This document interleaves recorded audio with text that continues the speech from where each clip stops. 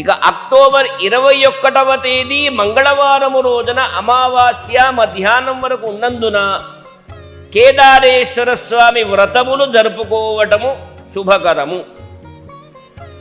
నూతనంగా ఆరంభం చేసుకునే వాళ్లకు ఏ వ్రతమైనా నూతనంగా ఆరంభం చేయాలంటే ఒక నక్షత్రాన్ని స్వీకరించాలి. దాన్నే తిథిద్వయం ఉంటే చేసుకోరన్నమాట. కనుక ఆ రకంగా స్వాతి నక్షత్రము సంపూర్ణంగా లేనందున కేదారేశ్వర స్వామి వ్రతములు కొత్తగా పట్టుకునే వాళ్లకు మట్టుకే నిషిద్ధము.